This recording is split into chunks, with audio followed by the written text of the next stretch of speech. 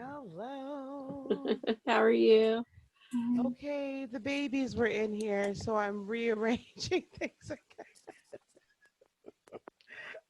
The 2-year-old was in here, and I'm like, oh. Oh my gosh. the, the camera was lopsided, and the microphone was everywhere, and I'm like, okay, it's all right. It'll be okay. Oh. Hi, everybody. Oh. Hi, everybody. Hi. Mm. Oh my goodness. Oh, let me text Megan real quick and let her know.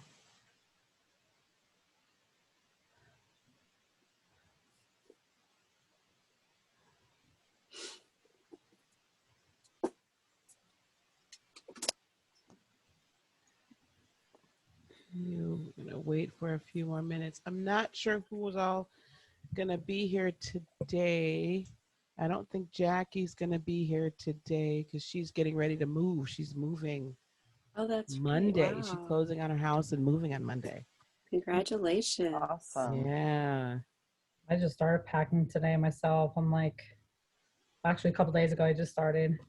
Oh my Nice. gosh. Congratulations. I'm like, I mean, it ain't closing until like the end of the year, but I'm just like, I'm starting. I don't care. Like, I'm getting out of here. Yeah. So Well, I'm going to apologize ahead of time if you hear any background noise because the teenagers have decided to have a fire tonight in my backyard. So it's right by my Aww. bedroom window, so I'm just warning you. Aww. Yeah, Sounds nice and toasty. yeah. Okay. Wait just a couple more minutes. It's nice that it's warm enough to have a fire. I know that sounds weird, but like it's warm Yeah, enough to have a fire. yep. My middle child couldn't wait for her older sister to come home from the weekend, and she was like, "We got to have a fire," and then invited everybody. And like, you don't mind, Mom? You'll be on your call. And that was it. I was Aww. like, all right, be safe. That's So awesome. That is awesome. So how was everyone's holiday? Was it okay? Was it mhm. Busy. it was just me. Different. definitely different? Definitely different. And then I went out on Friday night to the mall because I always like to get. I was at the Disney store and see like new ornaments they have, and on Black Friday they have usually half off. Yeah. They're not really half off, so I always like to get a couple new ones. So Nice. everybody's like done doing their craziness. It was really weird. But surprised the mall was like really kind of like people told me that it wasn't crazy at all. I bet like that this is like the first year in a lot of years that I haven't actually gone out shopping. Um especially since the grandkids because then I find like cool toys and stuff like that for them on a decent price but a decent sale, but usually Black Friday shopping is like Lisa shopping. Yeah. Yeah. You know. Exactly. I got the Oh, I love that. You're Aladdin lamp. and then like another other like that are really really bad and naughty, but like that's when I was like, and then I got this I love my Stephen Rhodes shirt. I don't know if you know Stephen Rhodes, but I just like I got this one and said, "You are my crush." Oh, I like that. I That's love it. cute. I love it. My ex wanted to come over. He's like, "I want to see you." I'm like, "Okay, that's a good idea." He tried so hard. He tried so hard today. I Me. think we gotta talk. Honestly, I think we really gotta talk. Oh my God. I don't think that's a good idea. I love it. I love it. Okay, well, I am going to assume that we have who we're going to have here today at this point. Joanna must be at work or must have a lot of people around. Joanna Kelly, because Yes. she's saying hello to everybody in the chat. Yeah. So, um, I had started this whole thing today being, oh, it is recording. Okay, good. Being a little overly ambitious. And you guys know how I get. I get overly ambitious for like each section. And then I was like, okay, I'm gonna need you to dial this back, Lisa. So I did edit myself because we're starting today with astrology. And I wanted to do it in two parts. I think it's going to kind of bleed into three, but I'm okay with that if y'all are okay with that. And like I said last week, I think, let me make sure. Okay, okay. Like I said last week, I feel like you guys being in the first like iteration of this, you all are gonna probably end up with a few more weeks than a of group. So if that's okay with you, it's okay with me. I just want to get through what I would want, moving forward as people come on and they can look at all the modules, and then these group sessions then turn into just like question and answer time. So you guys are getting it, fresh, hot off the presses. So I don't know. I like that. Me We might too. be here 9-10 weeks with the first group. I don't know. Uh, who knows how that's going to end up, honeys, but we're just going to Lifetime go. training. That's right. Absolutely. That's right. Yes. And Yeah. my granddaughter was helping me as we're putting the binder together. So I had to, oh, Jesus. Okay. All right. We're going to be all right. Um, so like I was saying, today is going to be the first day of astrology. I am going to send you, I found a really cool thing on, I think it was Etsy or something like that. That's an astrologer's apprentice cheat sheet. I'm going to send that to you guys in the PDF of that so you can have it as we go along. Um, but so we're going to start today on Astrology 101. So Joanna says we're so lucky. You guys are getting a lot. All right, here we go. Where is this? Let me go here. Let me go here. And I'm coming to you from the tarot setting because I just was like, I'm not changing this around today. We're just gonna go here and do this way. All right, let me do this and share, and then we will. All right. So, Astrology 101, Part 1. All right, I am going to, come up here. Stop my video. All right, here we go. So, what we're going to cover in Part 1 today. Okay, good. I didn't mute myself. I thought, oh my God, did I mute myself? Okay, good. Okay, good. We're going to cover today what is astrology. So the definition of astrology. We're going to discuss the difference between tropical versus sidereal, which is also Vedic, and then we're going to talk about the two main house systems that are used right now, Placidus versus equal houses. Okay. Placidus versus equal houses. And actually what I'm going to do up here, come on, I will put my video up in the corner. All right. And then we're going to get into the discussion of the planets. I think that's about as far as we're going to get today because next week we'll do zodiac and all the rest. So what is astrology?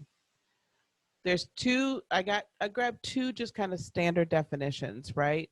One being the study of the movements and relative positions of celestial bodies interpreted as having an influence on human affairs in the natural world. Okay, so that's real fancy schmancy. And then Webster's definition I found very interesting: the divination of the supposed influences of the stars and planets on human affairs and terrestrial events by their positions and aspects. And the second definition was astronomy. So to that end, then we can see then that astrology and astronomy were actually interchangeable with our ancestors. So as our ancestors, and when I say I'm just talking global ancestors, I'm talking about, you know, Incans and Egyptians and then Eastern, right? You know, in the Asian, the Pan-Asian um, sector of the world. Astronomy and astrology, and then we can move on up to Greek and Roman and such, they were interchangeable.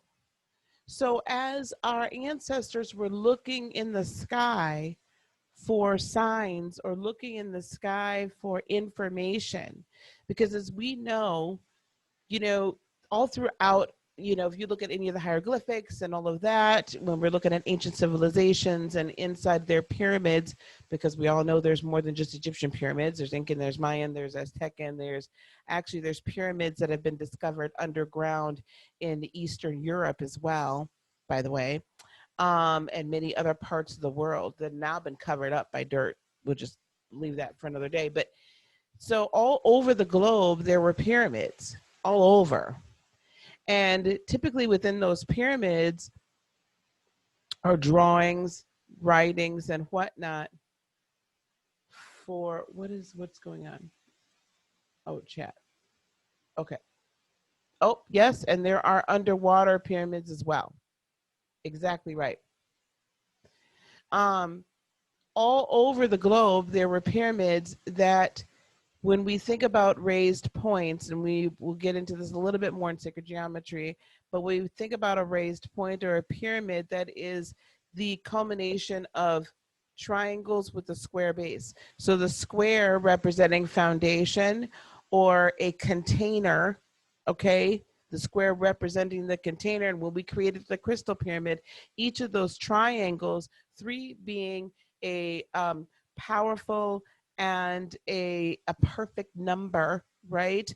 Representing Trinity, and also the apex of that then being representative of like this antenna of information coming in and then flowing out.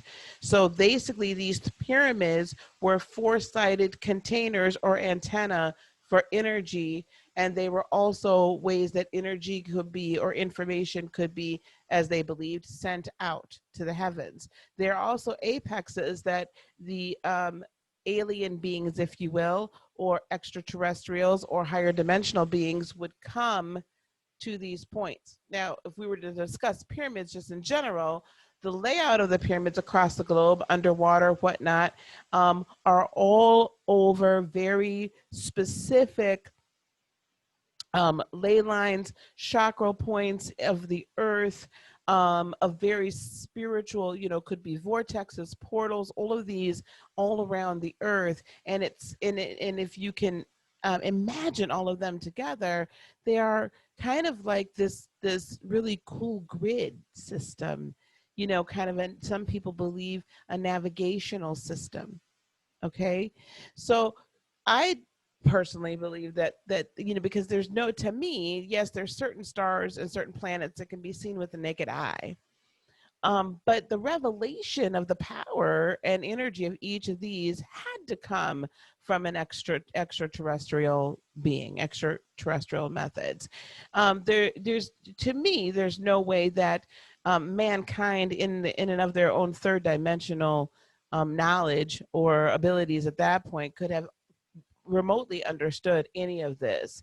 So astronomy, the revelation of these planets and what they meant, and their energies certainly was the same as astrology. They were very interchangeable. So as I've had discussions with various astrologers over the course of my time here, as I've gotten into astrology, um, I always say that there's a science behind it. And to the astrologer, some astrologers will be like, okay, yeah, that's fine. And others will be like, well, really, it's really just all esoteric. And we use astronomy to basically understand, aspects, and we use it to understand the placement of the planets as far as in the sky, specifically at time of birth and transits and things like that. But to me, if you're going to understand all of that, then it's all intertwined. Right? So the relationship between each of the energies as they present themselves in the skies is the divination part, or the understanding or the divining of the meaning, right? Taking your divine self in concert with and connection to the supreme divine. And the interpretation of that then is what becomes astrology. But to me, there is just as much science in this as there is anything else. The two, there was no difference. And as we come into, more present time, and when I say more present time, I'm talking 1500s, 1600s, and all that, in that general area. That's when there was this divorcing between science and spirit, like a true divorcing between science and spirit, where spirit was considered then magic, or something that was not provable to the third dimensional consciousness or third dimensional psyche, and therefore was kind of poo-pooed and pushed off to the side. And we then became into this humanistic world that we live in now, and not even addressing or validating or embracing all that is being shown to us by the stars, by the planets, and their movement throughout the sky. And as we get further into this and we talk about and basically I've kind of told you how I view astrology, but I really am much more into an intuitive astrology. So if I was going to discuss whether, do you say what kind of astrologer I am, much more intuitive than I am anything else. And watching, I hope some of you watch Leo King. I enjoy him, David Palmer, quite a bit, because he takes this, this is beyond just horoscope. If you really get into his method of approaching astrology from a prophetic, global, mundane, which is earth, mundane rather than personal astrology, he, he'll say you've got to go back and look at historically what the transits, what these similar transits, when they happened. And you can tell by history then, because of when they happened, it can give you a clue as to what currently will happen. And we'll get more into that when we talk about transits and interpretation of charts, interpretations of transits.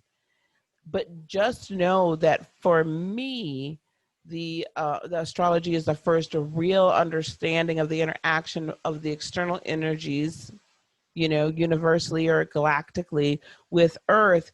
And I put in the collective aura because this is happening to Earth in totality, these transits, right? This energy that's being aligned, realigned, interrupted, and whatnot is happening to collective Earth. Unfortunately, or fortunately, what's happened over the years until recent history is that the horoscope, or your personal astrology, there's been much greater emphasis placed on that and importance placed on that, and not enough on what's happening for us collectively. But I also believe that because we're moving into this age of Aquarius rapidly, that is a collective energy. When we get into the zodiac, we'll talk a little bit more about that, but that is a collective consciousness energy. And so we are moving from this Piscean, I need a savior. That wasn't nice, whoever is Pisces that's going to be listening to us, but that's not, I mean, I'm not meaning that mean, but this Piscean, like salvation, global love, type of a situation, type of an energy that's basically been over this earth for the last at least 2,000 years, maybe a little bit more. We're now moving into a different age, right? It goes backwards. So anyway, astrology is the first real understanding of the interaction between the external energies, right, outer space, and Earth, and how and what that means for the collective aura. As the Earth orbits the sun, okay, let me take a step back. I should have put another slide in here. The chart, your chart, let me see, hold on. Let me bring up, let me stop sharing really quick.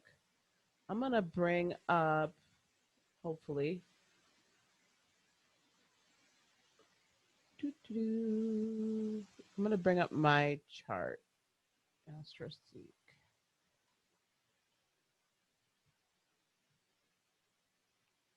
Bear with me one moment as I bring up my chart. I won't pick on anybody else. Calculate chart. Okay. Let me share my screen again.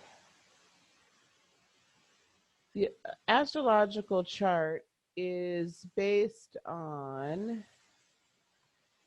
or the system for calculating a chart, when you're looking at any chart here, imagine the Earth is in the center.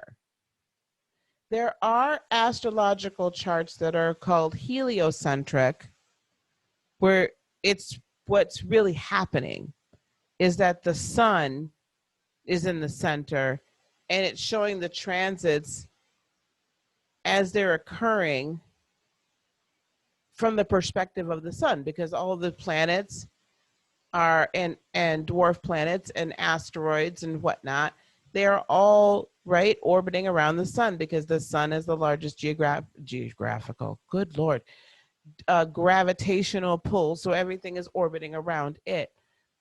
A standard regular, now either if you're, it doesn't matter if you're doing tropical or you're doing sidereal, the standard astrological chart, imagine it having the Earth in its center, okay? And everything else is happening in the sky from the perspective of Earth. So from the perspective of Earth, this is my natal chart, by the way. I don't have it in a form that I can actually write on it, and we'll learn these glyphs as we go through. This is the glyph or the symbol for the sun, circle with the dot in the middle. So my sun, when I was born, and here's the planet positions also here as well. My sun, when I was born, was at 24 degrees, 27 minutes in Cancer, and Cancer was in the 7th house. Okay. Also, at that time, I had Mars in Cancer at 17 degrees, 8 seconds. I had Mercury in Cancer at 4 degrees, 42 seconds, all in that same sign. All of this in the 7th house. So I'm going a little further than I anticipated today, but this is the chart. These numbers represent the houses. This line represents the horizon. All right. So from the perspective of Earth, the sun was in the oh my God, constellation of Cancer in the sky when I was born, above the horizon, because I was born in the morning. All right. So all of these other placements, my moon, I have an Aries moon. Sometimes you guys will hear me discuss my Aries moon. And we'll talk about moon signs later as well. That I was at 20 degrees, 11 seconds, an Aries in my 3rd house. And we'll analyze my chart as we go further. So when you hear me say, uh-oh, Aries is about to conjunct my moon, that means the transiting as the moon is going around. Now the moon orbits Earth, of course, but as the moon is coming around, it's about to go, I sometimes call it death row, or I call it, what else do I call it? Something else, somebody else's row. Basically, it's got to come past my Chiron, my North Node, my Moon, and my Saturn. So typically, when the Moon is in Aries, that's when you will see Lisa make a lot of changes and do a lot of things. Once a month, when you see, up, she's changed stuff around, up, she's doing new things, up, I guarantee you that Moon is most likely in Aries, because that gets me moving. Okay. So anyway, that's a whole nother side. But just know that the chart itself is always from the perspective of Earth, where each of these planets are. And when we say you have something in something, my sun is in Cancer, that means that from the Earth's perspective, and let me go back here, stop this share, and then let's share this again. From the Earth's perspective, that particular planet appears to be within the borders, if you will, of that sign. Okay?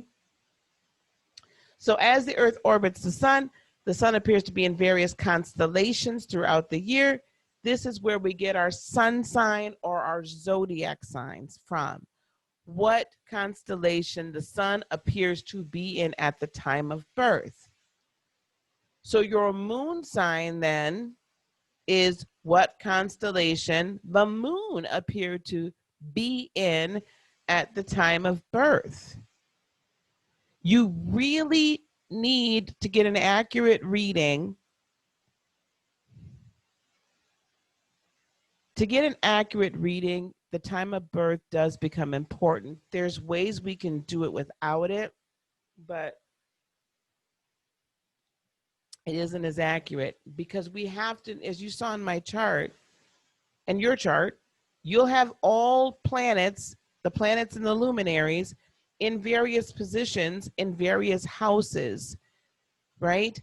As a result of what appeared where at the time of birth.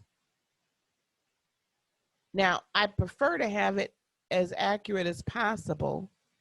And if, your mother isn't alive or doesn't remember, your actual hospital records, they used to print the time of birth on birth records, but on your birth certificates, they don't do that anymore. So your actual hospital birth record will have time of birth. Or if you can go back to the local newspaper, on that day, your birthday or surrounding days, it will sometimes also have your time of birth printed in the local newspaper. But the hospital records will have your time of birth. That becomes very important for the other planetary placements. The day you were born typically is always going to tell you, it's going to tell you what your sun sign was. But the other placements, that's when we need to understand where those planets were in the sky from the perspective of Earth. Okay. Now, this is also helping us to understand astrology was used as well as kind of like to tell time. Kind of, it was a calendar as well for the seasons. We tell time in the changing of seasons by the changing of seasons, or the sun passing over either the Tropic of Cancer or the Tropic of Capricorn, and then the equinoxes are the autumnal and I can think of it, starts with a V, spring, it'll be here, venereal, I think it is, equinox. So what this is showing us, if you see 30 degrees north is the Tropic of Cancer, 30 degrees south, this is the equator, is the Tropic of, well, just a little bit past, just a little bit above, so about 28 degrees or so is the Tropic of Capricorn, excuse 30 degrees south, that's right. And then 30 degrees north, the Tropic of Cancer. The sun actually in its orbit, because the earth is on an axis, the sun's orbit is rather elliptical in its fashion, right? It kind of goes like this and like this. So at its highest point on the northern hemisphere, it crosses the Tropic of Cancer, which is the summer equinox, the summer solstice, which is the day that Cancer, the season of Cancer begins, June 21st. The Tropic of Capricorn is the winter solstice, and that is December 21st or 21st, when that is it's the shortest day. June 21st is the longest day. Okay, 1 second, everyone.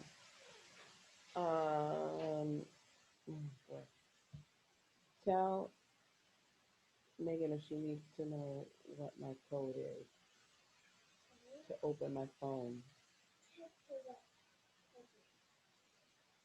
I don't think I can text it to her, but just take this upstairs, and just in case your mom calls before I'm done, okay? She's gonna FaceTime you to open the phone. You might not need it. You might not need it, but okay, yeah. But she can come down. I can show it to her. Thank you. So those are the major days, right? So those are the. Can you close the door all the way? Thank you. And then the spring equinox, right? The beginning of spring is, when it's going to pass up here, past the northern axis, and then the south pole, the southern axis. So we have equinoxes, we have, the tropics. That's where we get tropical, right? Tropical astrology. And the zodiac from that, the dates from the tropical. This would typically have been completely accurate, except for the fact that, as I discussed, the Earth is a little wobbly on its axis. So therefore, the tropics are not actually in the same place that they were thousands of years ago because of the wobble.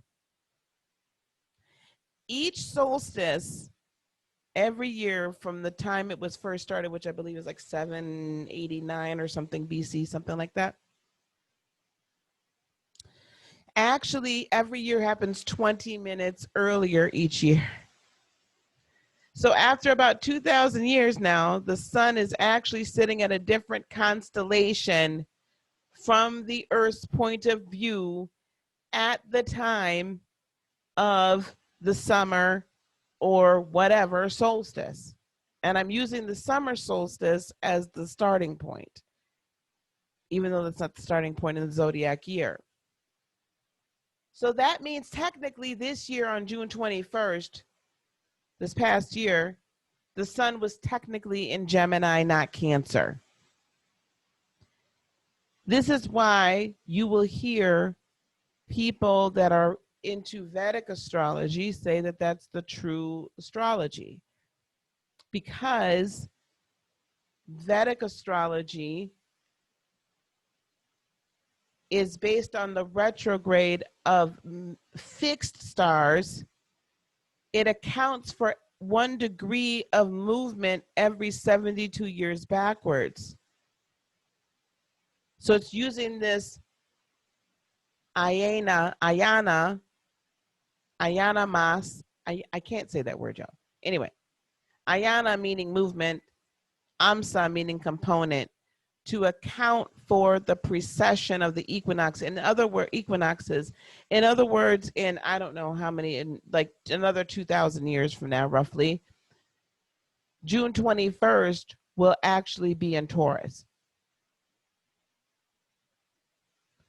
So every 20 or 200 or so generations, actually, according to sidereal or Vedic astrology, all of the signs move back. Now, that then also means that the transits happen differently, or they have different meanings. The full moon would have a different meaning. So then this full moon would not be in Gemini, it would be in Taurus, it would mean that the north node south node axis, instead of being in Gemini and Sagittarius, would be in Taurus and Scorpio.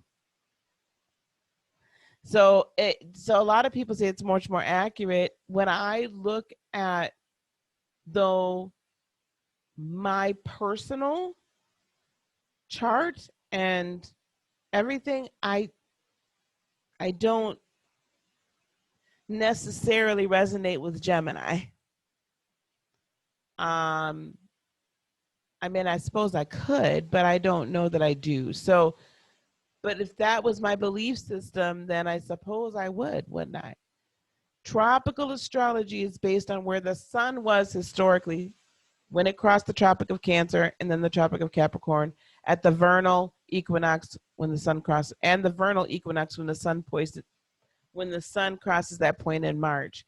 So March 20th, is it 21st, 20th, is when the first official day of spring is, or the vernal equinox. That is the beginning of the tropical and actually also Vedic astrological year. So it goes by the seasons rather than just some arbitrary January 1st date. So we have not finished the astrological 2020. While everybody's getting all hyper and hip and hyper and happening about it, we ain't finished 2020 yet, y'all. We still got to get all the way through Pisces season before we've officially finished 2020 in the astrological sense, which I would say is probably the truer sense than some arbitrary New Year date because of the cycles of life. If you notice, it also, the astrology follows the cycles of life, follows the seasons, the life. Springtime typically is when we see the birth of, animals and this and that, they're mating, summer, autumn, they're birthing, spring, right? They're bedding down for the winter. Spring is when we find, it's the new leaves and the new seedlings and all of these things. Like life renews in spring. It doesn't renew in the middle of winter, but what have you. Also, as a side note, springtime is actually when the Jewish New Year happens as well. There's a lot of New Years that happen, or in a lot of religious practices that occur in the new year, that occur in the spring. So I'm just saying that astrology as a practice is very much tied into man's religious explanations about certain things. However, tropical is considered Western astrology. Sidereal or Vedic is considered Eastern astrology. The traditional Western traditional astrology is the tropical astrology. Okay, I needed to present both of these to you because it's valid, and I don't want you out there and someone says I meant this Vedic and I meant that. Okay, that's cool. That's awesome. That's great. But I want you to know what they're talking about in case you didn't know. And honestly, it's kind of neat sometimes to look at all of this from a Vedic astrological point of view. All right. I did not have a pause spot here. So I'm going to pause and give you guys a moment to, if you want to type, do we have any questions? You want to unmute yourself, or do you want to type anything in the chat as a question before I move on to the planets? Or no, what am I doing next? The houses.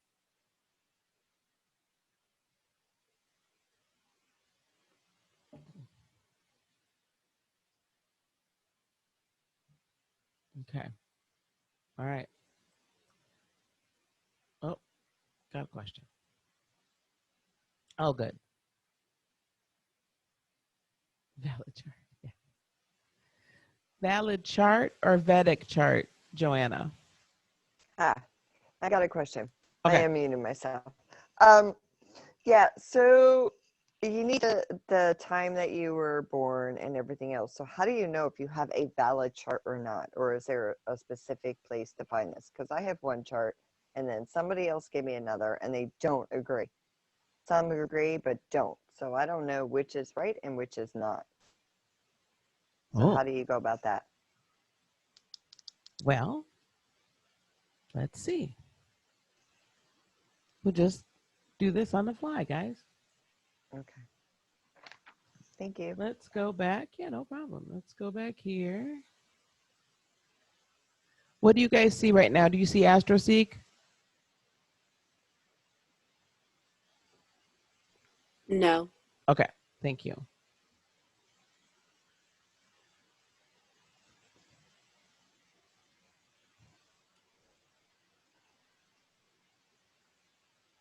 All right, here we go. AstroSeek.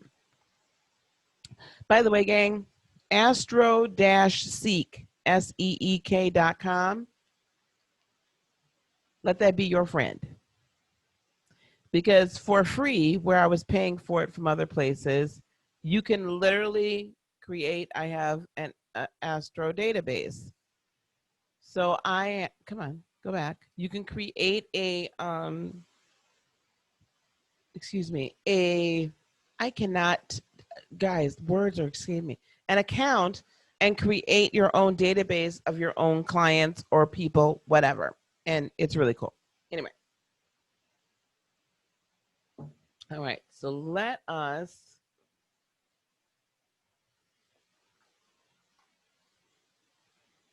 okay. And you're a female. I can't believe they added non-binary. I mean, okay, guys. I don't know how we do a non-binary chart. It's like male or female. Not that it matters, but whatever. But I'm like, God. There's just certain things that just don't go along with everything else. Anyway, what's your date of birth, Joanna? 9/25/72. Okay.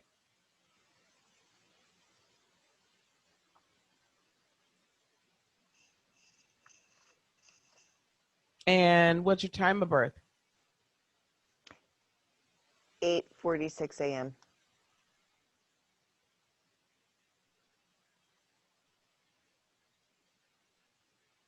And where were you born? Elizabeth, New Jersey.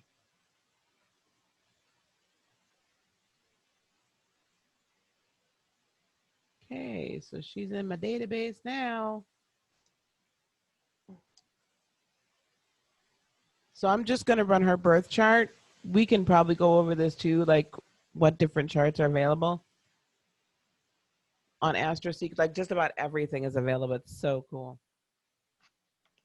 All right. So, and I'm going to not read your chart, just going to Okay. report what's there. All right, that's fine. I'm going to have to, no, I'm telling myself that because I have to resist the urge. Oh, okay. Okay. So, ooh. See, God dang it. Okay. Wow, you are a 12th house sun and rising. Your sun is at 2 degrees Libra. Your Pluto is 1 degree Libra, also in the 12th house, literally conjuncted. Oh yeah, we're gonna get into this with you. Not today, Okay. but we're gonna get into All this right. with you. You have an interesting chart, honey. Okay. Your Mercury is in the 12th house as well in Libra, 7 degrees. Your Uranus is 17 degrees in the 12th house, and your rising is Libra, which means what you see is definitely what you get. There's no like, I'm not sure you present, I can't help it. You present the same way that you truly are inside. Okay. You have a stellium, which is 4 planets in the same house in Libra in the 12th house. You have very deep chart here. Okay. 12th house is the karmic house. We'll get into this a little bit later. 12th house is the karmic house. It is the house of, it is also the house of illusion. it's the house of dreams, deep intuitions, deep understandings. Um, you you were born to understand the deeper mysteries. You were born to go behind the veil. Okay. You were born to live behind the veil. Your moon is in Taurus in the 7th house.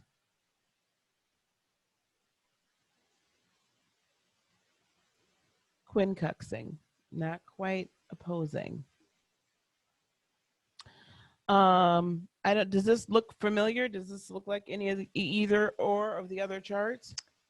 Yeah, a little bit towards the one, not the other. The other one said I was like rising Sagittarius and all different things. I was confused. So, I don't know what they did. They messed up. yeah. Unless they Okay. said you were born like in South Africa or something. There's no way. All right. I don't. They hit the wrong Elizabeth. Okay. That the rising would be no, see, but that's. I mean, honestly, like I've done that by accident before. I've hit the wrong town Okay.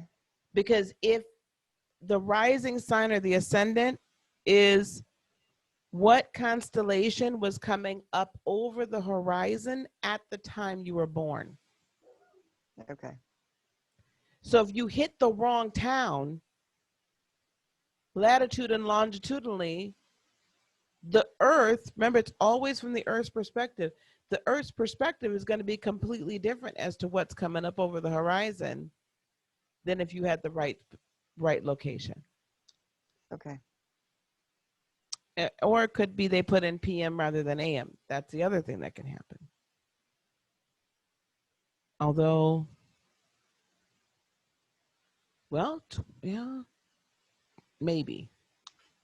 So there you go. Thank you. You're welcome. Thank you. Thank you. All right, let's go back here. So, Lisa, teach me your ways. huh? I said, teach me your ways. We'll get there. That's why this one is going to be a little bit longer than the others. All right, let's go over the house. Oops. Systems. Placidus and equal. Placidus is the one you always see. A chart is a circle. A circle is 360 degrees. There are 12 houses in every chart. So one would think that each house should be 30 degrees in width, right? No, not unless you're using equal houses. The standard Placidus house, you notice that some houses in your natal chart are bigger than others. It gets wonky. Some are slivers. Entire signs can be enveloped inside of or intercepted in a house. The Placidus house system is based on each degree of the ecliptic moving from nadir to horizon. In other words, it looks at where every constellation was at the time of birth based on the elliptic, right, path that the sun follows around, or the earth, the sun, from the earth's perspective, the sun is following this elliptical pattern. And from the horizon to the midheaven. In the Placidus house system, we always assign the rising sign to the first house, but it does not have to be the 0 degree point in that sign. So in Joanna's case, in my case as well, her rising was at about, if I remember correctly, about 20 degrees or so in Libra. So her rising sign, so Libra, the constellation of Libra was coming up over the horizon at the time she was born. It was approximately 20 degrees up over the horizon. okay, at the time of her birth. Approximately 20 degrees up as it's coming up over the horizon. The midheaven in a Placidus chart, or the highest point of your chart, is always the 10th house cusp in Placidus, meaning it's always at the beginning of your 10th house, wherever that imaginary line is. And that by far is the most commonly used system, house system. Equal houses divides the ecliptic, because that's really what that circle represents, is the ecliptic, or the sun from the Earth's perspective. It divides it into 12 equal pieces of 30 degrees. So you're never going to have an intercepted or completely enveloped within one house sign. So some people have houses that might start in Aries at, I don't know, 25 degrees, and it might be their third house, and it might not end until until it might skip Gemini and not end until Cancer at like 4 degrees Cancer. Well, that means that Gemini then is intercepted, meaning it's all completely contained within that house. It doesn't have a cusp. Okay. And we'll talk more about that as well. But there's no such thing as that in the equal house system, which makes a difference in how you read and interpret the charts. The first house cusp is always defined by the ascendant or the eastern point of sunrise. So I want to just, for kicks and grins, let's go back to her chart and see if I run this chart. I don't want to edit that. I want to edit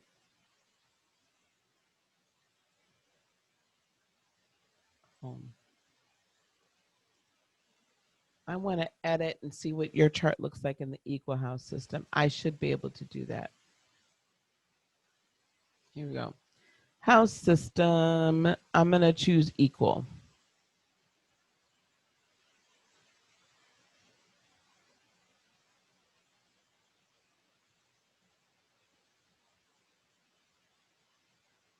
Oh, oh my God. It shouldn't be that far off. Hold on one second. Let me do something else too here. Something might be a little wonky.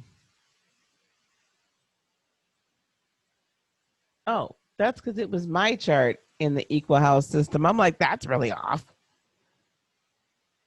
Okay, equal. Calculate. Okay, that's better. Why is that not showing me? So each of these houses are equal in 30 degrees. Most of the time when I've seen most equal house charts though, it doesn't have that midheaven up there. Something is not right here. But each of these are 30 degrees, so you don't have any wide gaps. Her ascendant is still in Libra. There's some chart calculators though, what that would literally put this whole, like this 12th house cusp would literally put it here at the beginning of Libra. So her first house would literally be all just Scorpio. This is where it gets wonky with the chart calculators, because I've used another one called Astro.com. You have to pay for that, and that will do a different calculation. Okay, but by and large, the equal house system encapsulates each of them in their own, each sign within their own. The midheaven, or the highest chart in the highest point in the chart, does not represent a 10th house cusp. It doesn't have to. Instead, it can move around in any of the houses above the horizon. So her midheaven could have ended up in her 11th house. It could have ended up in her 9th house. It really just would depend on, from the perspective of Earth, what was her actual midheaven or highest point in the chart. So those are the two. I've used them both. I mean, if I had a preference, probably Placidus, because that's just what everybody does. But there's certainly nothing wrong with experimenting with different house systems and seeing what the difference is. They're all mathematical equations. All right, I'm going to stop there for a second before we get to the planets. Do we have any questions now that I've probably confused the heck out of everybody? Do we have any questions on the houses themselves, the house systems? I do have a question, Lisa. Yes, ma'am. So what does it mean when like a lot of your signs are just at the top and there's like none at the bottom or maybe one at the bottom? Well, I mean, in a general way. Yeah, in a general way, that means everything basically is above the horizon line, right? Because remember that where the ascendant and descendant, that's the horizon. When I look at somebody's chart and I see that, I say, oh, you meant to show everything. Like you were like, I'm putting it all out on the table. Okay. Those are all the public houses. When we get to that part, houses 1 through 6 are personal. Houses 7 through 12 are public. So it's what you show the world. You literally meant to show the world everything. Like you were out there. When I see somebody with a lot beneath the surface, that tells me there's a lot we need to draw out, that there's a lot that's going on underneath that nobody else gets to see. And depending upon what's underneath the surface will tell me a lot of times it's what you would need to work on, or it's stuff that kind of passive aggressive, or stuff you just might harbor, or just stuff that you knew in this lifetime you needed to kind of keep those kinds of things under wraps. For instance, in my personal houses, I have Chiron in Aries, I have the moon in Aries, and the North Node, and I have Saturn. All in my third house, or my house of intellect, my house of communication, my house of, all that kind of stuff. So my me house. So that tells me in this lifetime, not only with Chiron being there, we'll talk about that. I don't think I have it in here. I should have. That it's like, you can really hurt me very personally if taking an idea from me or any type of that perception, or if I perceive that you don't honor or validate who I am. I place a high importance on my intellect. I always have. So that's something I had to work on. My structure, though, in Saturn being in Aries in the structural, it makes it easier yet harder for me to change the structure. Like I can very passionately teach and come up with a structure for something very quickly. But when I set my mind to it, it can be sometimes hard to get me up off of that. But that's always beneath the surface. Like I'm saying this to you guys, and you guys may perceive me that way, and you might not. You might be like, no, you're real go with the flow and da da da da. When inside there's just going on the whole time. But I also then keep to myself a lot of the things that I'm changing and boundaries and all this kind of stuff, all these different moving parts. I keep it to myself until it's time for me to bubble it up. Okay. But anyway, right. So that's, I'm sorry, I probably went too far, but no, that's okay. Thank you. Yeah, no problem. One day maybe we have our birth charts read by you. We will talk about the birth charts, and maybe maybe in our one-on-ones, but I also want to teach you how to interpret your birth chart. That's part of what we're doing today too, and interpret other charts, or what we're going to be doing in this section. So what does it mean if you have, like, there's empty in some of the houses? Like you got nothing there. You didn't place a very big importance on that this lifetime. Okay. Yeah. I believe that we placed our planets where we needed to for this lifetime. Okay. Oh, when I got the time wrong, I just texted my mom and asked her. It was 12:41, not 8:06. 8:06 was my brother, not me. That's a huge difference. Yeah. Yeah. So I was like, Mom, I'm confused. And she went and she's like, no, you're 12:41. Your brother's 8:06. Sorry, love.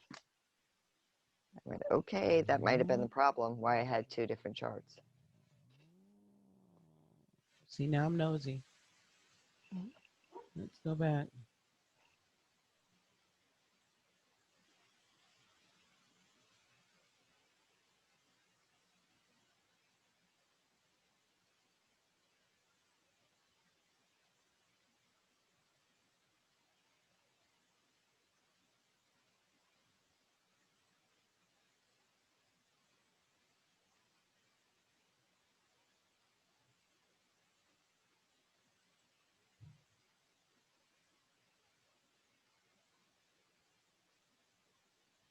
Now we'll see the very, yep, there you are.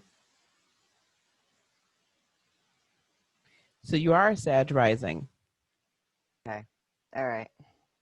Now this makes it even more interesting.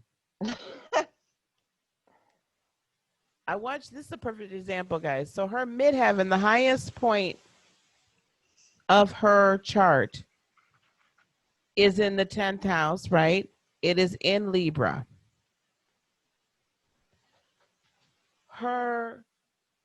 Now what constellation the planets are in didn't change. The position in the chart and in the heavens drastically changed. This means that you placed an extremely high importance of how you are perceived publicly, career, getting that fulfillment that way, right? You are very, very, very, things have to be just, fair, balanced. And you have two transformative planets in there. The planet of rapid change and the planet of personal transfer, the global change and the personal transformation change, plus your Mercury is there. Honey, this is like, everybody's got to transform. Everybody's got to change. We got to do it now. We're going to do it fair and balanced, but we got to do this now. And this is important that you understand me and hear me, right? Yeah. Very important that you understand me and hear me when I'm saying this. Like there's a high value put on that. Okay. Maybe more than you recognize or realize. Yep, that's what I was telling. Okay. That's okay. So the pattern, over, down, over. Okay. Yep. So, wow. Okay. Yeah, we're gonna come back to you. This is even more interesting to me now. This is let me shut up. Okay. Anyway, see, I could go on and on forever and ever and ever on this stuff, guys. I mean, we could be here for weeks. Okay. The planets. Is that all the questions we had there before because all of that is going to become clearer as we go on and go further.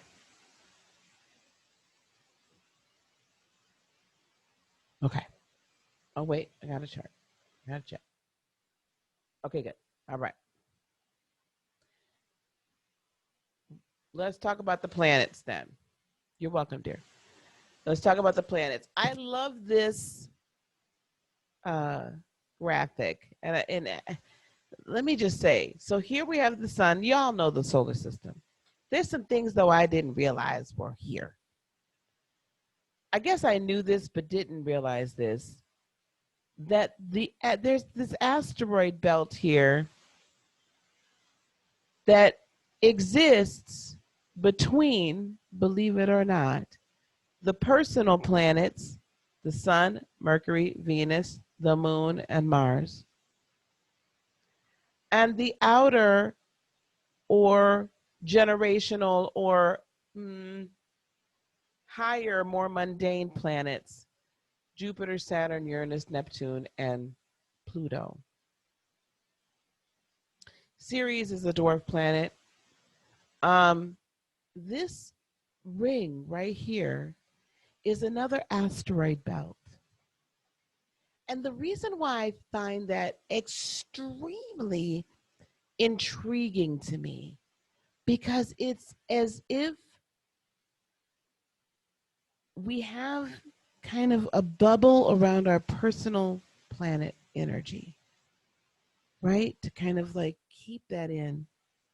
And then we have a bigger bubble that protects us and holds in kind of this petri dish of energy from Pluto on in. And there's been some astronomical discoveries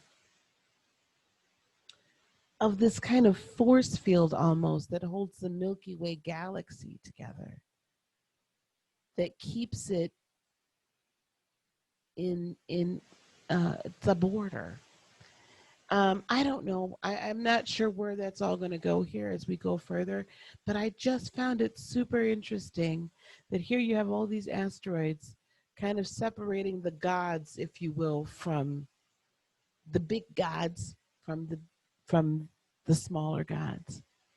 And then even beyond that, separating supreme or higher dimensional beings from our personal, earthly God energy, if you will. So anyway, that's just me being a Cancer and being all da da da about it. Anyway, here we go. The planets. So in astrology, Pluto's still a planet. Pluto has not lost its ranking. I don't care what they call it. Pluto is still a planet. And even though it's small, it's one of the most powerful. In astrology as well, the sun and the moon are luminaries. Of course, they're not planets, but they're included in the astrological layout, if you will, the zodiacal layout. Before the discovery of Uranus, so before we had telescopes, and by the way, Uranus has rings. Before the discovery before Uranus, Neptune, and Pluto were discovered, some of the 12 zodiac actually, they had to double up, right? They had to share. For instance, Saturn was shared by Capricorn and Aquarius. It ruled both houses.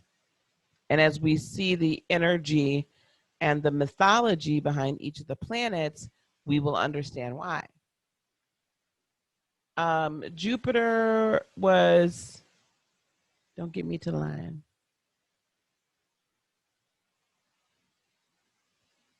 Sagittarius and Pisces, I believe. That would make sense. Mars was,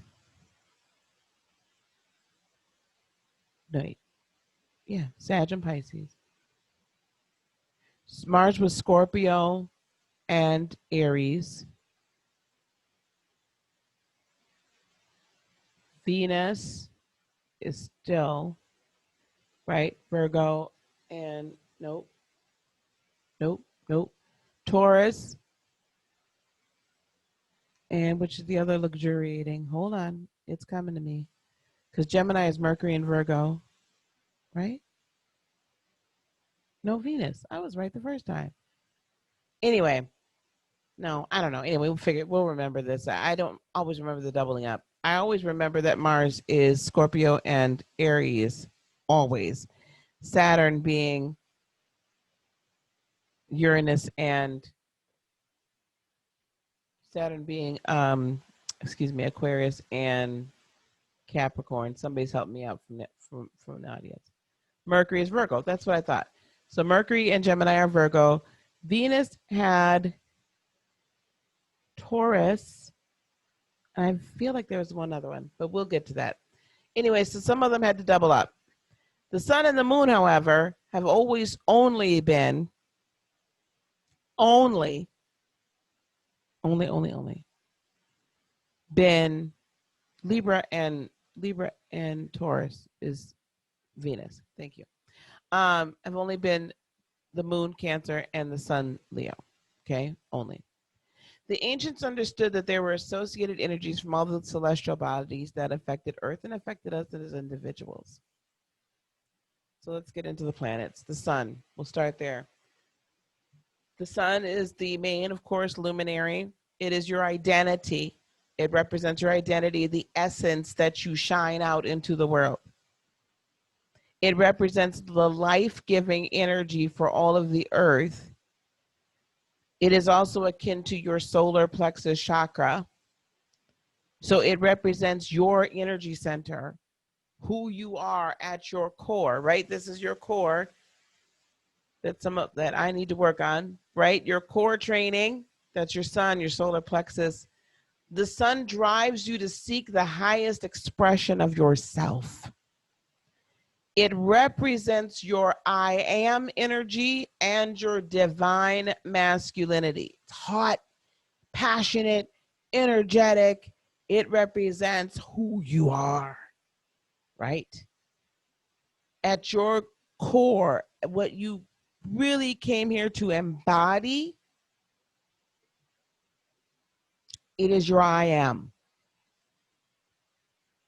It is the fuel, right, that fertilizes your dreams.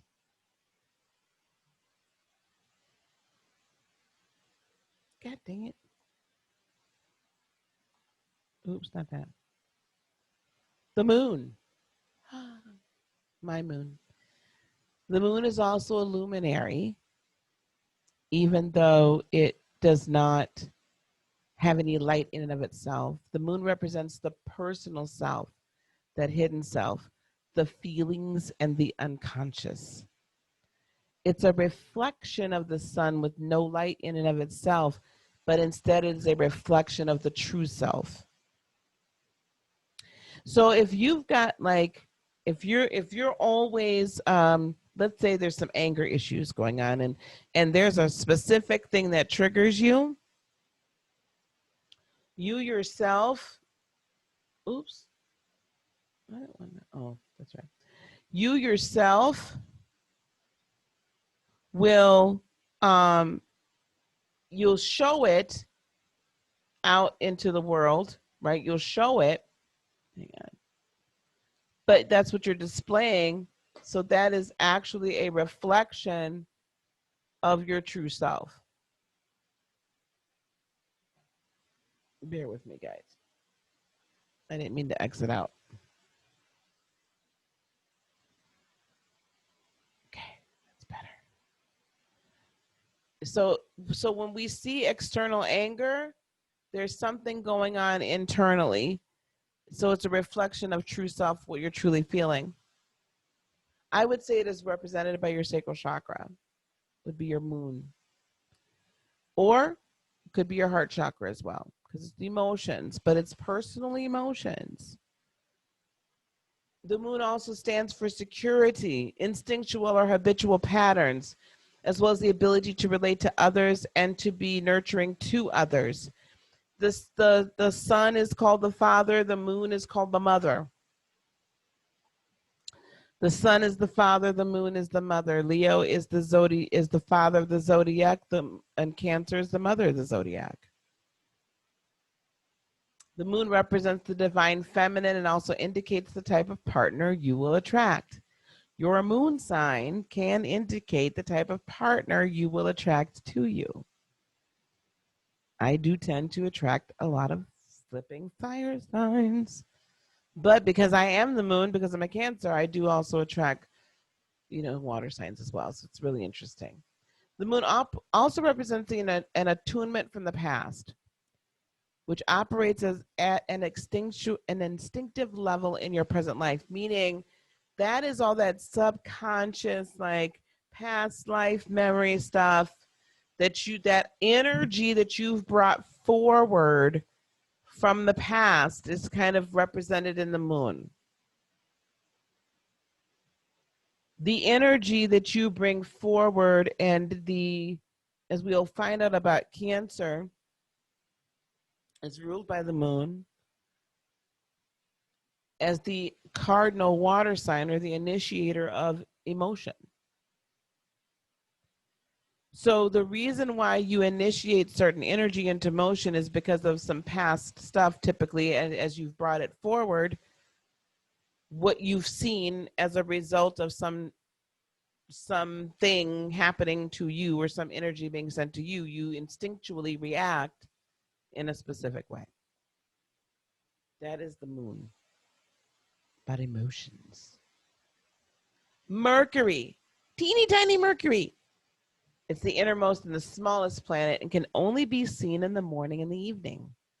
So in twilight, because it's so close to the sun, we can't have the sun's, so the sun will basically occult or block it, keep it hidden.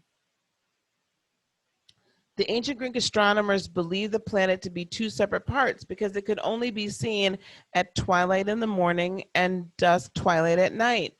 So they called the morning version Apollo and the evening version Hermes.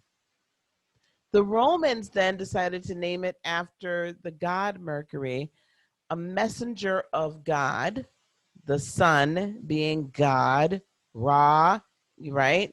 Sun being God, a messenger and god of trade, profit, and commerce.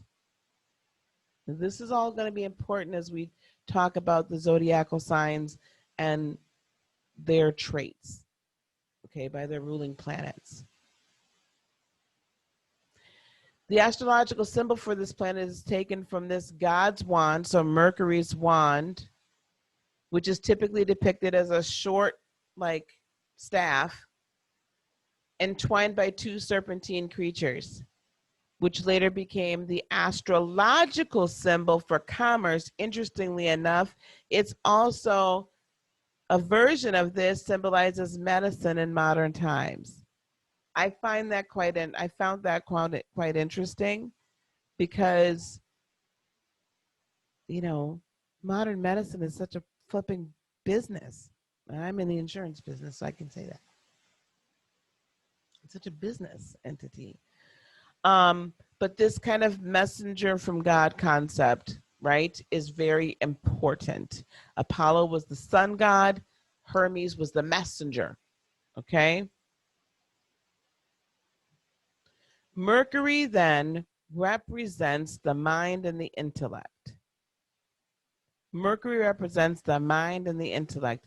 It can also be considered the messenger of the sun, being the closest to it and orbiting it the fastest. If you think about Mercury, it's there conversing with the sun, soaking up that sun's energy.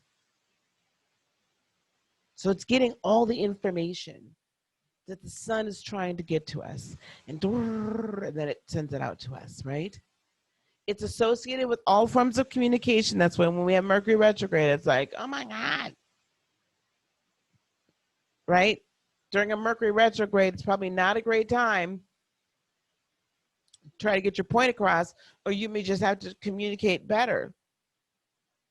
And it represents the inflow and outflow of intelligence and communication. So this banter back and forth, how you receive it and how you give it. Its position in your chart indicates how your mental function will be expressed and where techniques and skills are available to you for communication. So my Mercury is in Cancer, I believe. Yes. I believe. 7th house Cancer. Yes, because my Venus is in Leo. So I communicate as a Cancer. A 7th house Cancer. We'll understand what that means in a little while, what that 7th house Cancer means. So how your mental function will be expressed, it's very important. So sometimes you're moody, yeah, and emotional, yeah. You think a wee bit.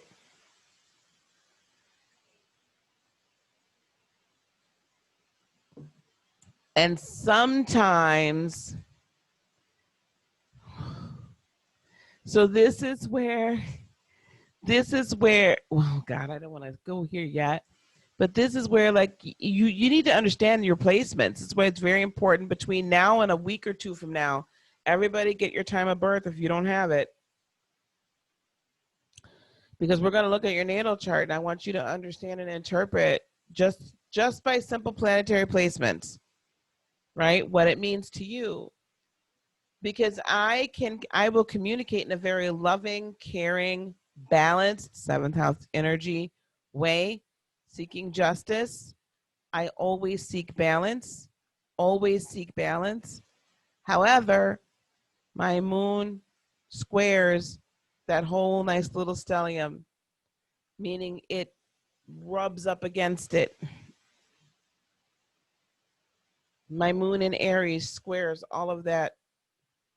So my emotions, my third house intellect, is not always completely in line with my seventh house intellect or who I am. So sometimes I can miscommunicate. Sometimes I can miscommunicate. Or if I'm in my lower vibrational self, I will be passive aggressive like a mofo. Or anyway, I can be passive aggressive if I'm in that, if somebody took me there. But anyway, this Mercury, where it is, represents all of this in your chart.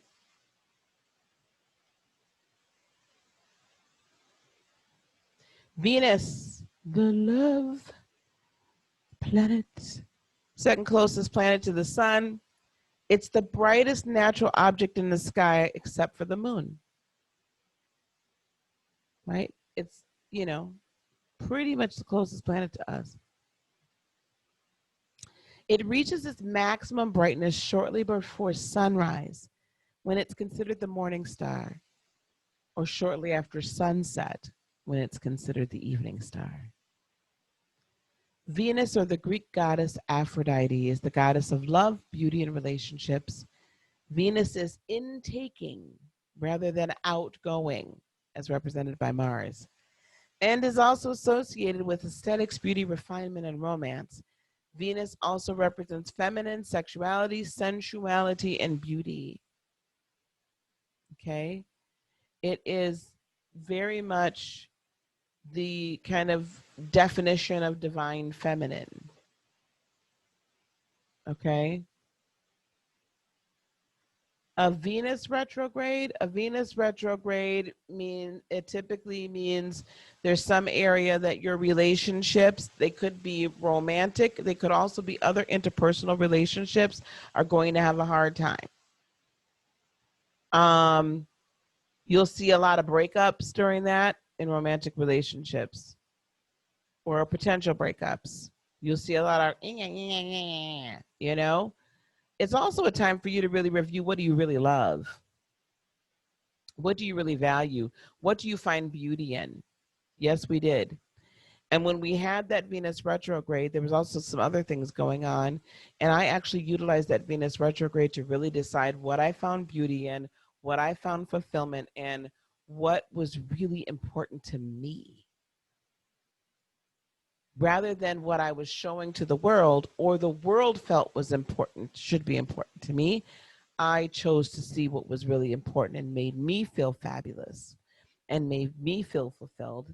And that's when I really decided that, this is what does. So I've got to work towards making sure that this is where I'm at, right? Doing this work on a full-time basis. It was actually a fabulous Venus retrograde. I always use retrogrades for those reasons, guys. I don't use them for bad. So Venus is very divine feminine, but it's that the feminine sensuality, sexuality, beauty. It's yeah,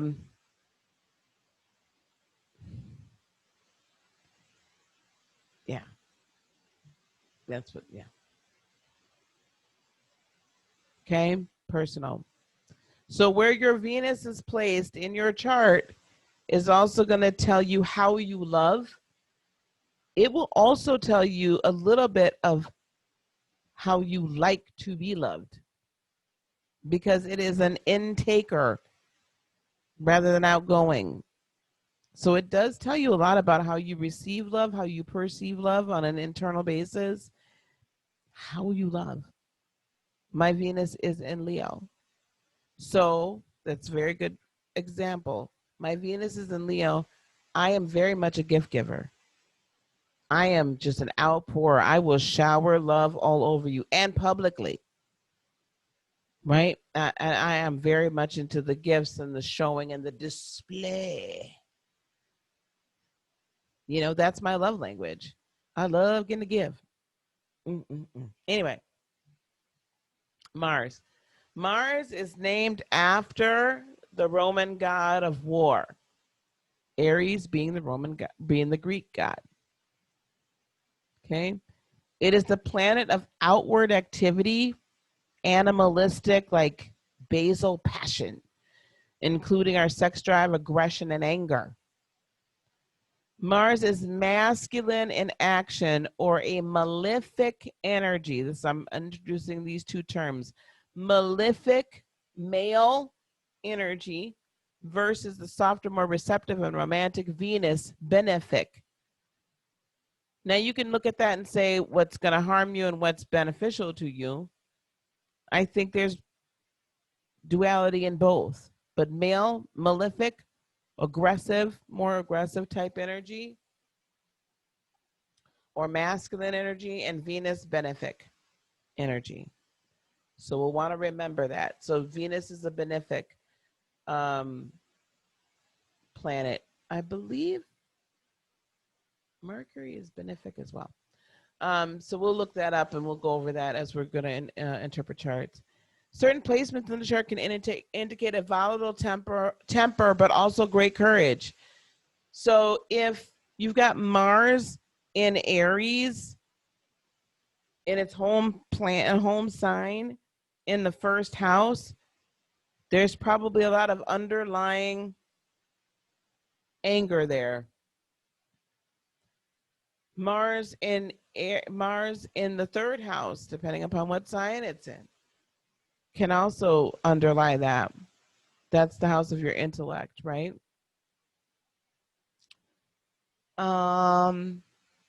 Great courage.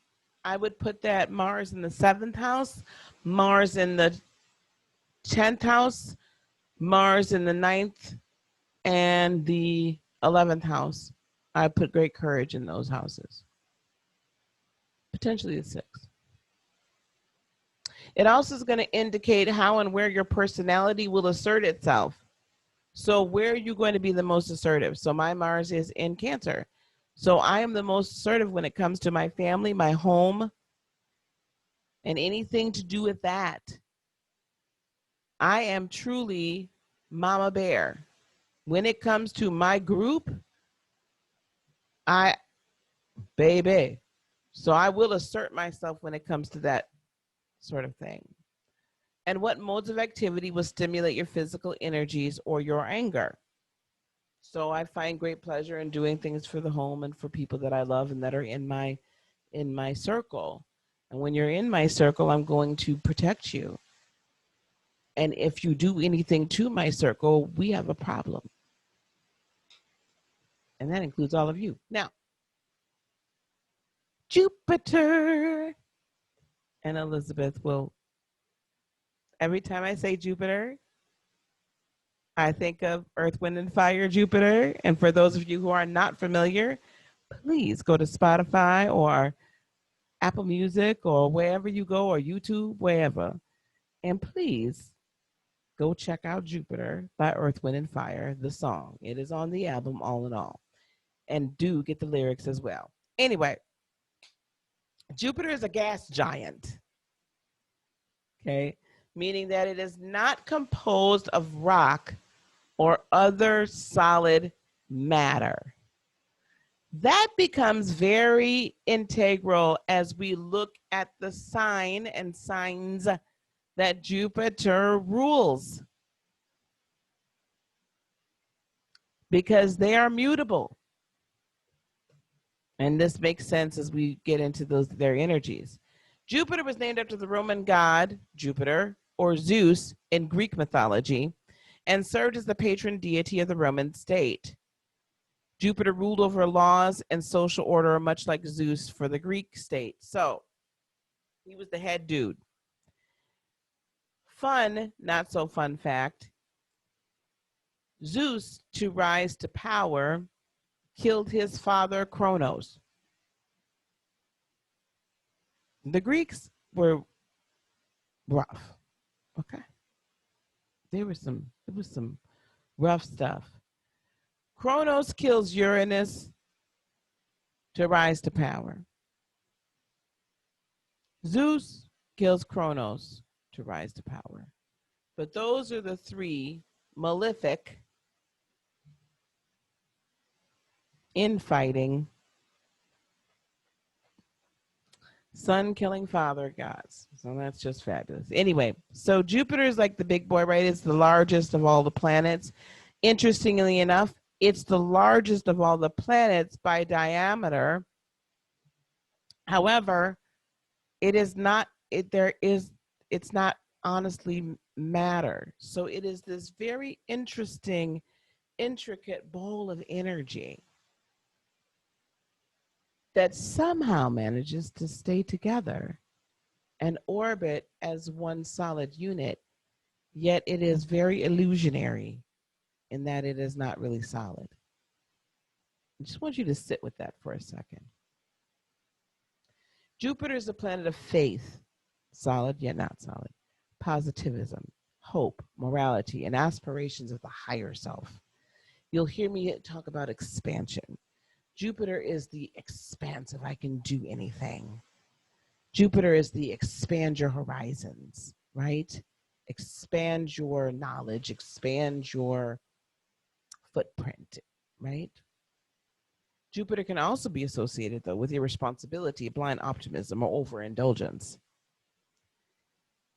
Where Jupiter is in your chart indicates how your faith, your generosity, and tolerance will be expressed, as well as what activity will stimulate self-confidence and wisdom. I wish I remember where my Jupiter is offhand. I don't. I need to look it up.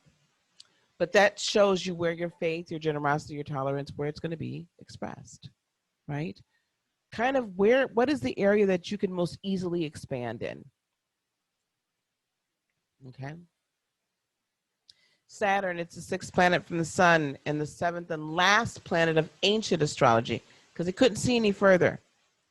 Saturn became known as the planet of boundaries, which is symbolized by the ring. In sacred geometry, the ring is a boundary. It is a never-ending boundary. The square is a boundary, but it has corners. So there's ends to each section of that boundary. The ring, though, is an endless boundary. That's how it became to represent time. That circle represents that kind of endless boundary.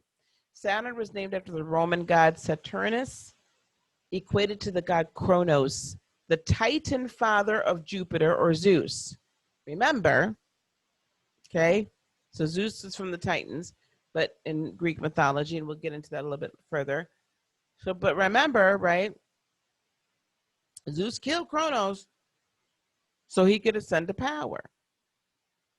But interestingly enough, Zeus is represented by a gaseous, non-solid planet. So was his power real or was it imagined?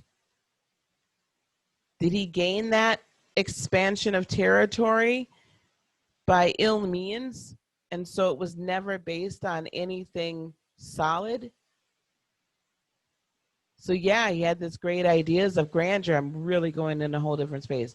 He had these great ideas of grandeur, but it wasn't based on a solid, like he was going to inherit the whole thing, but he wanted it sooner than later. So he went and killed his dad for it. He crossed the line.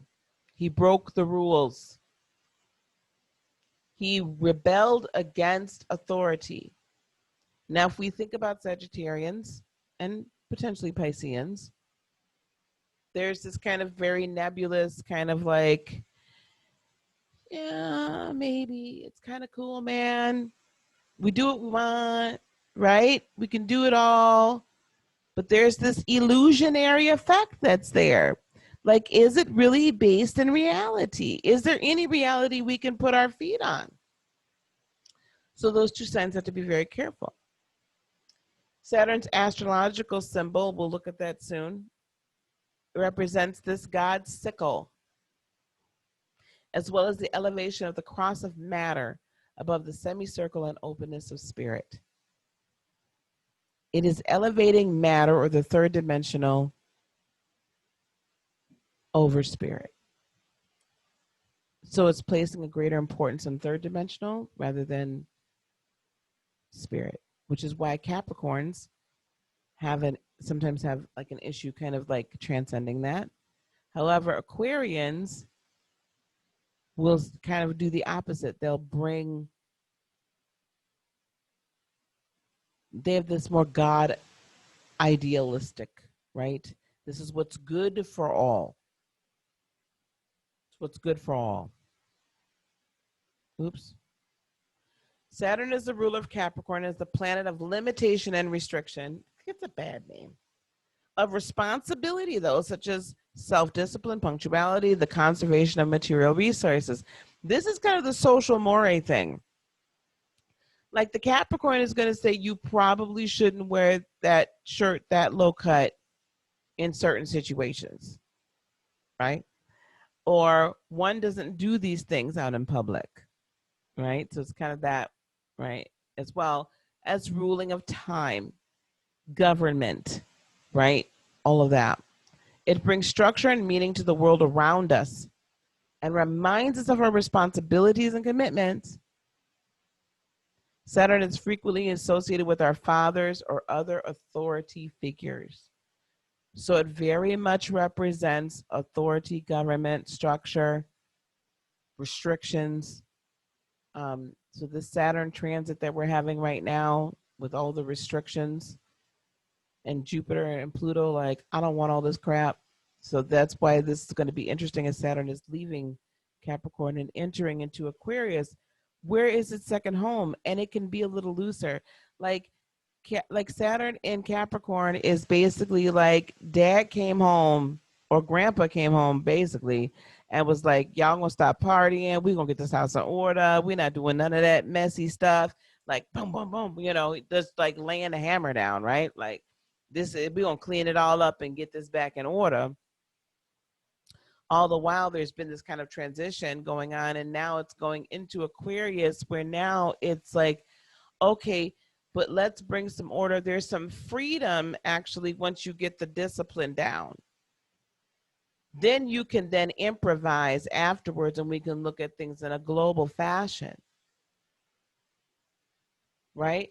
It's interesting because Saturn takes on a little bit more of that adventurous father or perhaps even a grandfather type role that allows more latitude and more freedom without but being based upon the confines and the limitations and restrictions. So let's get this down and then let's build upon this, and now we can expand it. Uranus. Uranus is known as one of the ice giants. So this is like mythological as well, along with Jupiter, Saturn, and Neptune.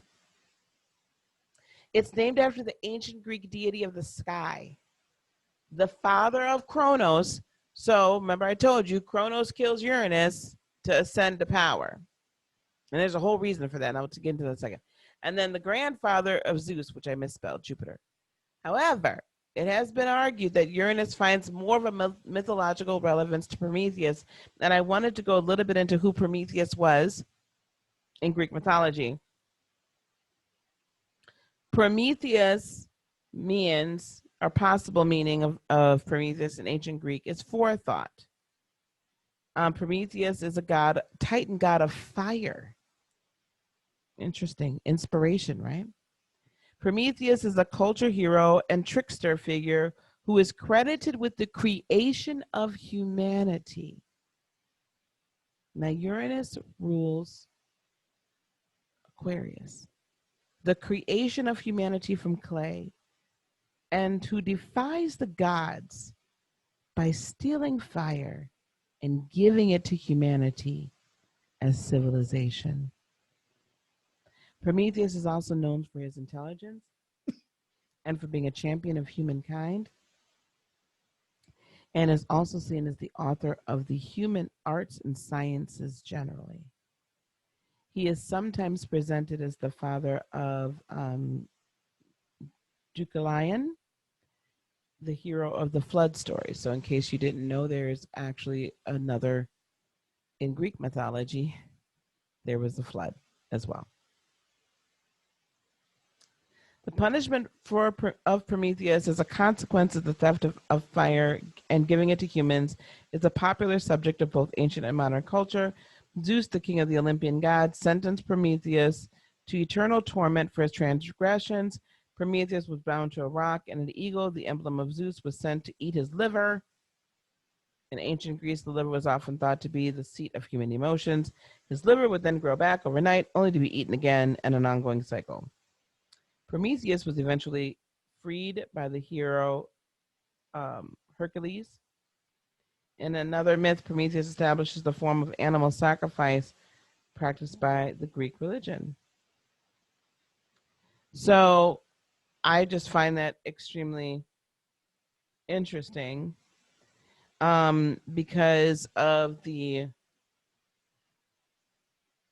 rest of Uranus' story. He's known as the planet of freedom and revolutionary vision. So Prometheus went against what the gods or the titans at the time thought were right in some stories, and he gave humanity fire. He gave them passion. He gave them the ability to have ideas and be creative. He gave them a way to change, right? The urge, so Uranus represents freedom, the revolutionary vision, the urge for change, and the ability to visualize new possibilities. If we think about how fire is represented in all various ways, the tarot and everything else, or there's some, religion still that, you create the fire and from the fire speaks to you. It is this light, is this passion, it's this way to kind of gaze and see and feel, and you feel the warmth and you have a fire burning within you, right? When you have a fire burning within you, you've got a passion to do something, right? Make something happen. Its astrological symbol, in its astrological symbolism, Uranus typically defies tradition and embraces change and originality, and it is rapid change. It is instantaneous change.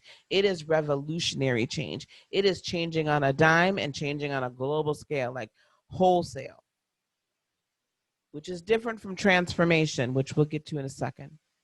It is also associated with the coming of age of Aquarius, right?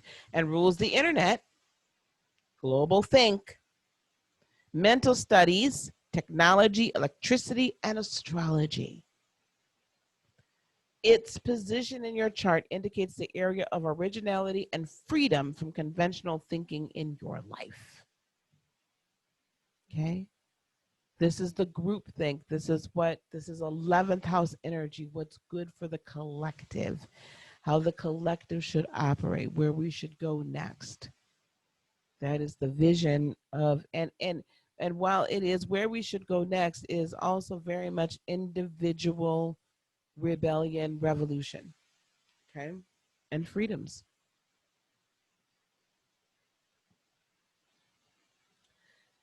Neptune, named after the Greek god of the sea, Poseidon, full of mystery, darkness, and life beneath the surface. Neptune, believe it or not, is associated with love. It's said to be the higher octave of Venus, which rules individual love. So this is global love. Neptune rules Pisces. For God so loved the world that he gave his only begotten Son, that whosoever should believe in him shall have everlasting life.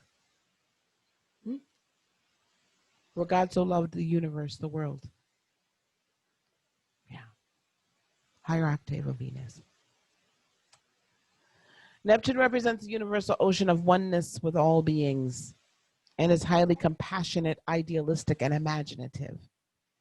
Because it is considered a planet of inspiration, dreams, psychic receptivity, Neptune also rules spirituality and all things subtle.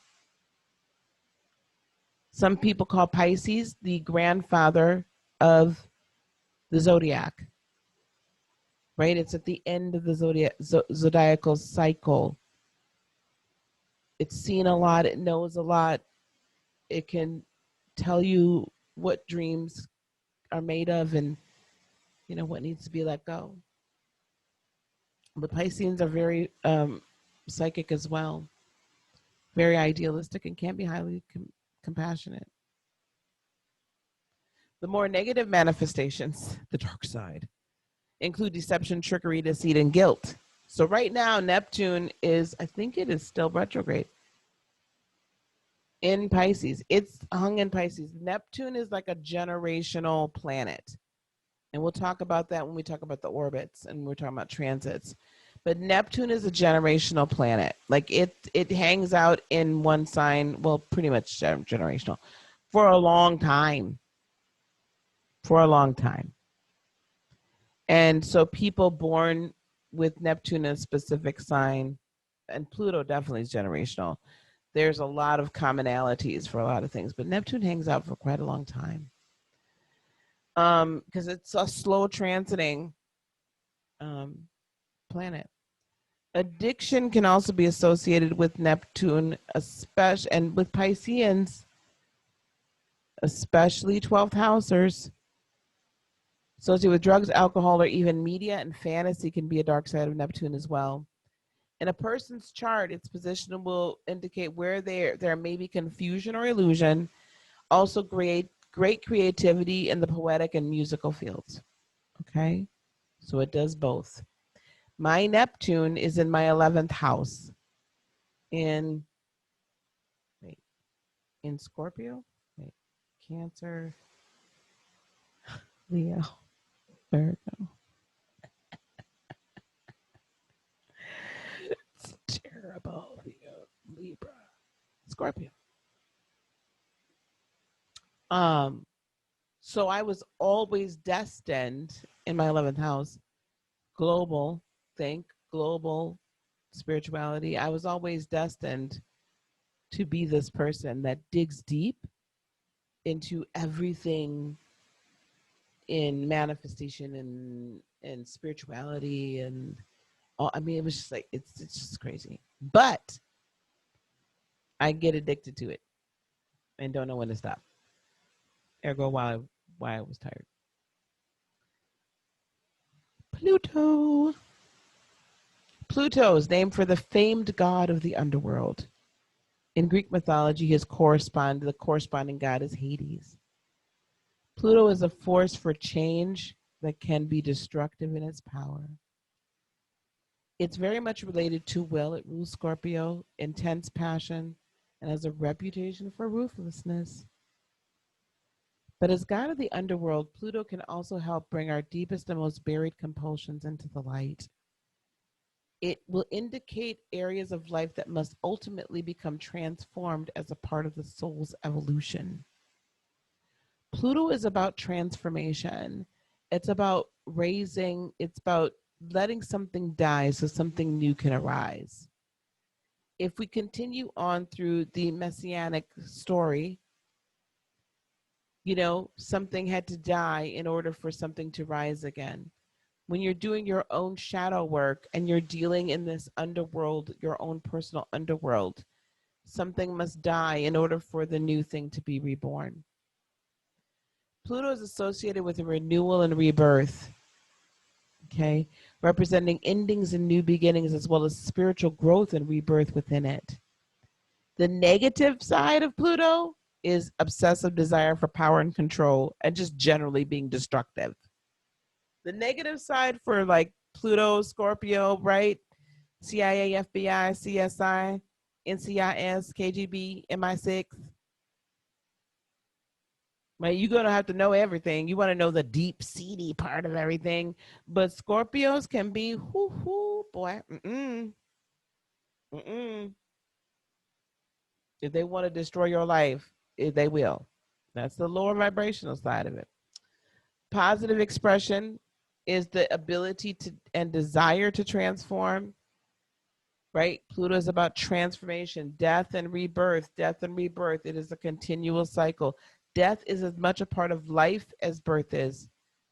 The position of Pluto in your chart shows where individuals search for truths and deeper meanings, areas of life that may be associated with change, upheaval, power struggles, and issues of control. Where we find Pluto in the chart is where we either seek change and transformation, or it is thrust upon us if we refuse to accept our deepest needs.